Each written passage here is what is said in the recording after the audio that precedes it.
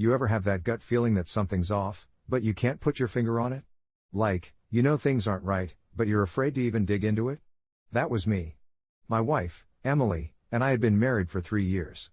We'd had our ups and downs, like any couple. Lately though, there was this weird distance between us that I couldn't explain.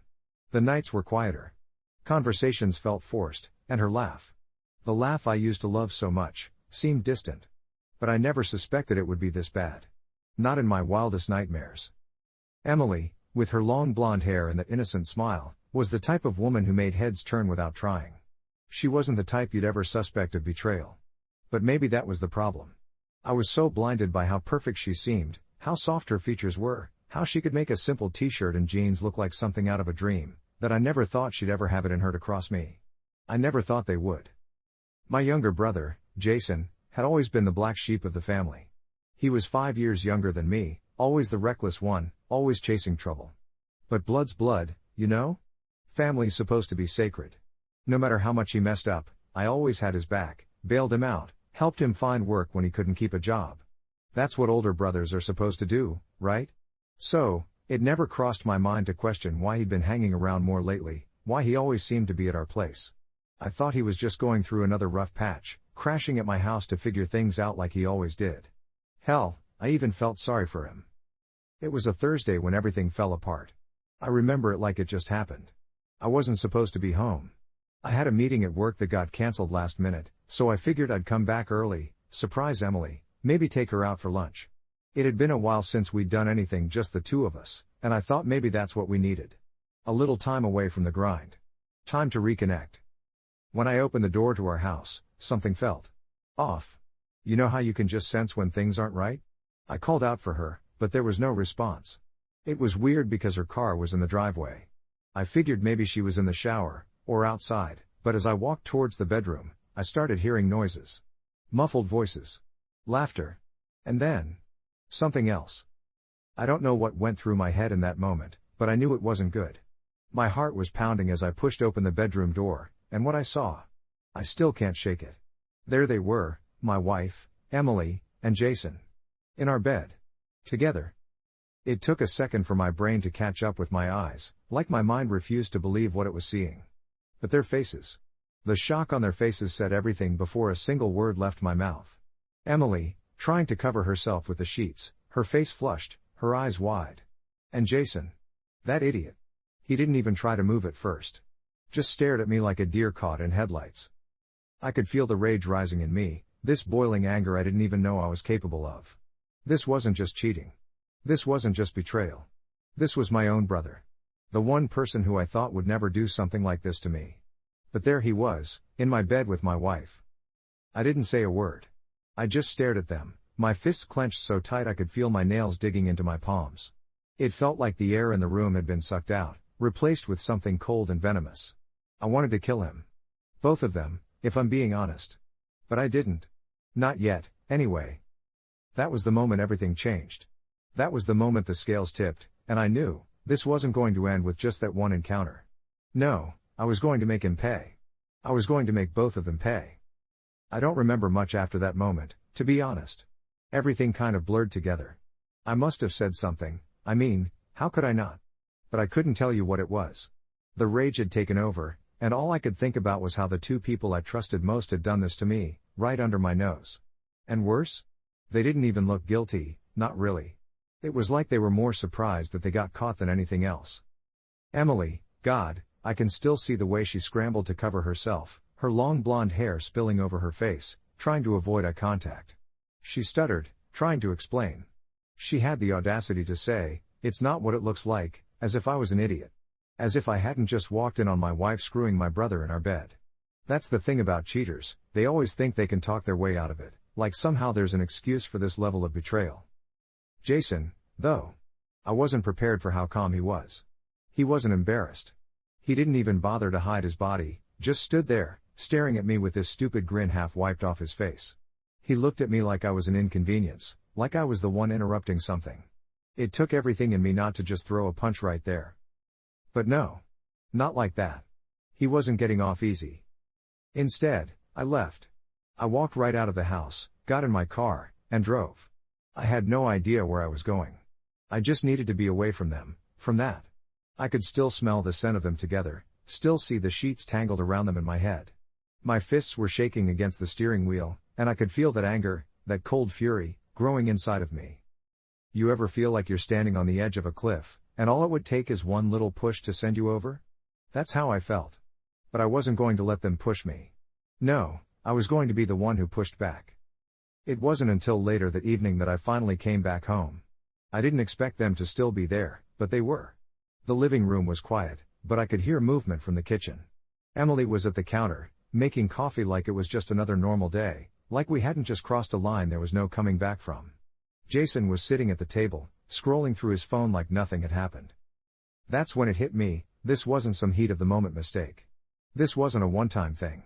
This had been going on for a while, right under my nose, in my own home. Every time Jason had come over, every time Emily had laughed a little too hard at one of his stupid jokes, every time I'd caught them exchanging glances I didn't quite understand, this had been happening. I stood there in the doorway, watching them, my mind racing. How long? How long had they been sneaking around behind my back? Weeks? Months? Did it start during one of those times when Emily and I were fighting? Did she turn to him because I wasn't giving her what she needed? Or was this something else entirely? Something darker? I knew one thing for sure, this wasn't going to end today. Not by a long shot. When they finally noticed me, Emily froze, the coffee mug clutched in her hands. Jason just looked up, his expression unreadable. I could see the tension in the air between them, and I could feel something shift inside me, something dark and dangerous. Sit down, I said, my voice low but steady. I wasn't asking. I was telling. And for once, Jason listened. He put his phone down, and Emily slowly moved to sit beside him, her eyes never meeting mine. I leaned against the counter, crossing my arms, and just stared at them for a minute. I wanted them to feel what I was feeling. I wanted them to squirm, to realize that they'd made the biggest mistake of their lives. How long? I finally asked, my voice so calm it surprised even me. Emily glanced at Jason, and I saw it, the look. The look that told me everything I needed to know. This wasn't just a fling. This was something more. Something that had been building for a while. Maybe it was the way they spent so much time together when I wasn't home. Maybe it was the secret touches, the glances that they thought I wouldn't notice. But I saw it all now, clear as day. Neither of them answered. They didn't have to. Their silence was enough. That's when I made up my mind. They weren't going to get away with this. Not without paying for what they'd done. I wasn't going to let them just walk away, pretend like nothing had happened. Jason had taken advantage of the cracks in my marriage, used my rough patch with Emily as his excuse to betray me. And Emily. She let him. This was far from over.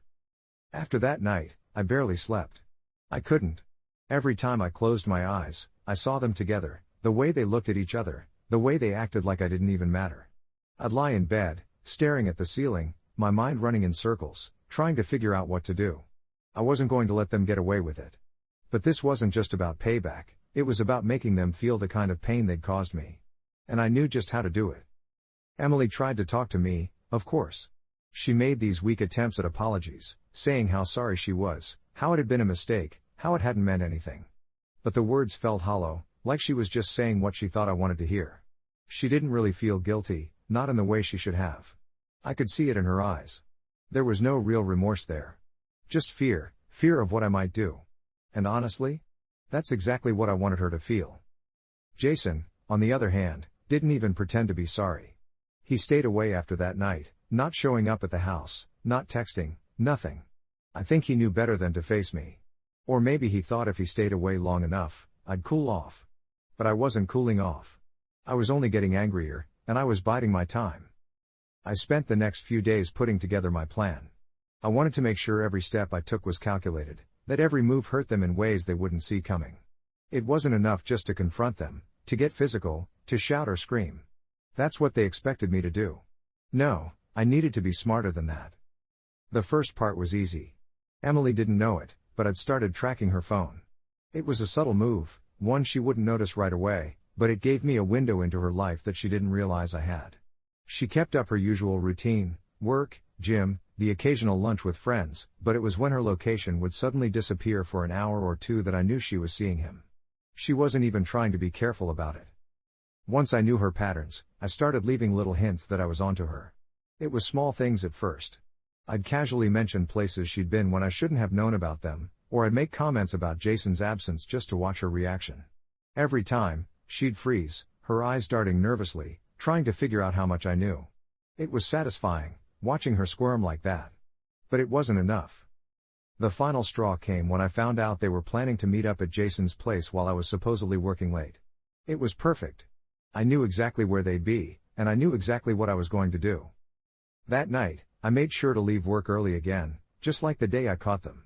This time, though, I wasn't going to let them get away with it. I pulled up outside Jason's apartment and waited. I watched as Emily's car pulled in, watched as she walked up to his door like nothing was wrong, like she wasn't about to betray me all over again. The rage I felt was ice cold, and I could feel it hardening inside me with every step she took. I gave them about half an hour, just enough time for things to get comfortable, and then I made my move. When I kicked open the door, the look on their faces was worth every second of the wait. Emily was sitting on the couch, her legs crossed, sipping a glass of wine like it was just another evening. Jason was beside her, looking far too relaxed for someone who should have been feeling guilty. The second they saw me, though, the color drained from their faces. Emily dropped her glass, the wine spilling across the floor, staining the carpet a deep red. Jason stood up, but he didn't make a move toward me. He knew what was coming. "You thought I wouldn't find out, huh?" I said, my voice barely above a whisper, but it cut through the room like a knife. Emily tried to speak, but I wasn't interested in hearing anything she had to say. I was done with her.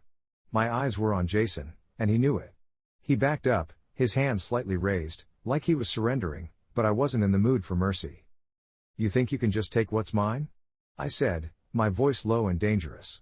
"You think you can walk into my life, into my house, and sleep with my wife?" I didn't give him a chance to answer. My fist connected with his face before he even saw it coming. The impact was brutal, satisfying in a way I can't describe. He stumbled back, hitting the wall, and I hit him again. The room was filled with the sound of fists meeting flesh, the dull thuds, and Jason's gasps of pain. I didn't stop until he was on the floor, barely conscious, his face a swollen mess of blood and bruises. Emily was screaming, begging me to stop, but I barely heard her. My focus was on Jason, on the pain I wanted him to feel. When I finally stood up, panting, my hands shaking, I looked down at him. He was alive, but barely moving, his breath shallow and ragged. I leaned down, grabbing him by the collar, pulling his face close to mine. "This is just the beginning," I whispered, my voice so cold it surprised even me. "You think this is payback? You haven't seen anything yet." I let him go, watching as he slumped to the floor, and I turned to Emily. She looked at me like I was a monster, her face pale and tear-streaked. And you know what? I didn't care. After that night, the house was a different place. Emily and I barely spoke. When we did, it was forced, shallow, like we were two strangers pretending everything was fine. But things weren't fine. Things were far from fine. The thing that gnawed at me most wasn't just the betrayal, it was the why. Why had she done it? Why him? Every time I looked at her, I could feel the questions burning in the back of my mind. She tried to avoid me, tiptoeing around the house like she was afraid I'd explode again. I didn't. Not yet, at least. I had to be patient. I wanted the truth before I made my next move. Jason, predictably, went into hiding after I beat him down. I heard through some family members that he'd told everyone he had been in an accident, but they didn't buy it. Everyone knew something was off, but no one dared ask questions. Jason had always been the screw-up, and I wasn't exactly the brother people called for heart-to-hearts. So, they left it alone. Good. That gave me more time to figure out how deep this betrayal ran. I knew Emily wouldn't open up to me on her own. She was too scared, too guilty, too caught in whatever twisted thing she had going on with Jason. So, I decided to push. One evening, after a particularly tense dinner, I casually brought up the subject. I acted like it didn't bother me, like I just wanted to understand. I told her that if we were going to fix things, if we had any chance of moving forward, I needed to know why. Why him? Why did she do it? At first, she hesitated. She didn't want to talk. She kept saying, it was a mistake, over and over, like she was stuck on repeat. But I wasn't buying it. I pressed her, kept asking the same question until she broke. And when she finally did, the truth she revealed cut deeper than anything I could have imagined. It wasn't about him, she said, her voice barely above a whisper, her eyes wet with tears. It was about you. I froze. My mind was racing, trying to piece together what she was saying. Me? How the hell could this be about me? I felt ignored, she continued, her voice trembling. Like you weren't really there anymore. Like we were just going through the motions. I needed something. Someone, to make me feel wanted again. Jason was just there. I stared at her, my anger rising again, but this time it was mixed with something else. Guilt. As much as I hated to admit it, she wasn't completely wrong. Our marriage had hit a rough patch. Work had been stressful, and I hadn't been around as much as I should have been. I knew things were bad, but I never thought it was this bad. But still, to turn to him? My own brother? It didn't make sense. Jason? I spat, my voice filled with venom. You thought he could fix what we were going through? She shook her head, wiping away her tears. It wasn't about fixing anything. It was just about escaping. He was there, and I was weak. I didn't know what to say. Part of me wanted to believe her, to think that maybe this was just some horrible mistake that we could somehow work through. But the other part of me, the part that was still filled with rage, couldn't let it go. She'd crossed a line, and so had Jason. And there was no coming back from that. Over the next few days, I distanced myself from her even more. I watched her closely, though. She was different. Guilt hung on her like a shadow, and every time our eyes met, I could see the fear in her. She knew I wasn't done with this, that the storm wasn't over. I started getting messages from Jason. He was trying to reach out, trying to smooth things over, but I wasn't interested. His texts were full of apologies, excuses, but I knew him too well. He wasn't sorry. He was just scared that I might actually follow through on my promise. And he should have been. I started planning again, this time with more precision. The beating wasn't enough. That was just to show him I could hurt him physically. But I wanted to get into his head. I wanted him to feel what it was like to lose everything, to watch his life unravel bit by bit, just like mine had. So, I went for what mattered most to him, his reputation. Jason had been trying to get his act together recently, trying to start his own business and clean up his image. He had a few people who believed in him, who thought maybe, just maybe, this time he wasn't going to screw things up. But that was about to change. I knew things about Jason, secrets he didn't want anyone to know, things I'd kept quiet about for years because he was family. But now? All bets were off. I started leaking little bits of information to the people he was working with, nothing too obvious at first. Just enough to make them question his reliability, his character. I made anonymous tips to people in his business circles, suggesting that maybe Jason wasn't the kind of guy they thought he was. It didn't take long for the rumors to spread. Within a few weeks, Jason's business deals started falling through. People were pulling out, refusing to work with him. I watched from a distance as his life slowly started to crumble, piece by piece. And the best part? He had no idea it was me. Every time he tried to call me, every time he sent another desperate text, I just smiled. He was panicking, trying to figure out why everything was going wrong, why his life was falling apart. And I wasn't done yet. Jason's life unraveled quicker than I expected. He was always a guy who barely had it together, and once those cracks started to widen, there was no stopping it.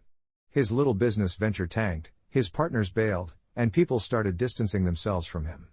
His whole New Leaf act crumbled. The best part? He still had no idea I was behind it. He thought it was just bad luck, or that someone had it out for him, but he didn't think for a second that it was me pulling the strings. That's what made it so perfect. He was too stupid to see it coming, too arrogant to realize he wasn't in control of his own downfall. Emily, on the other hand, was different. She started catching on. I could see it in the way she looked at me, like she knew something was off. She wasn't stupid. She'd been living with me long enough to know when I was up to something. But she didn't say anything. She couldn't, because she was still walking on eggshells around me, scared of what I might do next. And honestly, I liked it that way. One night, about a month after I'd started ruining Jason's life, I got a call. It was late, way past midnight. I was sitting in the living room, half watching TV, half thinking about my next move when my phone buzzed. Jason's name lit up on the screen. I hesitated before answering. It was the first time he'd called in weeks. He'd been texting me non-stop, but I'd been ignoring him. But this time, something in me wanted to hear him, wanted to hear the desperation in his voice. I picked up. "Hey," I said, keeping my voice flat, uninterested. There was silence on the other end for a moment. Then I heard it, his breathing, ragged and shaky, like he was trying to hold it together but couldn't. "You did this," he finally said, his voice low and broken. I smiled, even though he couldn't see me. Did what? You. You ruined everything. His voice cracked, and I could hear the anger, the frustration, the fear. He was at the edge, and I'd pushed him there. I leaned back on the couch, enjoying the moment. I told you this was just the beginning. He didn't respond right away, but I could hear him trying to catch his breath, trying to steady himself. I imagined him sitting in his dark apartment, beaten down, everything he'd tried to build crumbling around him. It was a satisfying thought. What do you want from me? He finally asked, his voice barely above a whisper. That's what I'd been waiting for. The moment he realized he wasn't in control, that he was at my mercy. I want you to understand, I said slowly, deliberately, that what you did. What you and Emily did. There's no coming back from that. You took something from me. You betrayed me in a way I'll never forgive. So now, I'm going to take from you. Piece by piece, until there's nothing left. I could hear him struggling to find words, but he couldn't. He knew I was serious. He knew this wasn't just about the beating, or the ruined business deals. This was about something deeper, something he couldn't fix with an apology or a promise to never do it again. You're my brother, he said, his voice breaking, like he was clinging to that one last thread of hope. We're family. I laughed, but there was no warmth in it. Family? You think family does what you did? You think family sleeps with your wife behind your back? Another silence. Then, quietly, almost like he was speaking to himself, he said, I didn't mean for it to happen. That doesn't matter, I said coldly. It happened. And now you're going to pay for it. I hung up after that. There was no point in dragging it out. He knew what was coming, and he knew there was nothing he could do to stop it. Over the next few days, things with Emily became even more strained. She knew something was up, but she didn't ask. I could see it in her eyes, the guilt, the fear. She wasn't sleeping well, constantly checking her phone like she was waiting for something to happen. Maybe she was waiting for me to snap again, to confront her the way I had before. But I didn't. I kept calm, cold, distant. That was worse for her, I think. Jason, though. Jason wasn't handling things so well. I heard from our parents that he was struggling. He'd lost weight, wasn't answering calls, and had been drinking more than usual. Part of me felt a twinge of guilt. But only for a second. Then I remembered what he'd done, and the anger came back. One night, after Emily had gone to bed, I decided to visit Jason. I hadn't seen him since the night I beat him up, and I wanted to see for myself how far he'd fallen. I drove to his apartment, and when I got there, it was worse than I expected. The place was a mess, empty bottles everywhere, the smell of stale beer hanging in the air. And Jason? He looked like a ghost of the person he used to be. His face was still bruised from our last encounter, and his eyes were hollow, sunken. When he saw me, he didn't say anything. He just stared, like he was waiting for me to make the next move. I walked up to him, standing over him as he sat on the couch, too defeated to even stand. I leaned down, grabbing him by the collar again, just like I had before. You thought that was it? I whispered, my voice low, threatening. You thought you could just hide here and let it blow over? He didn't answer. He just shook his head, his eyes wide, filled with fear.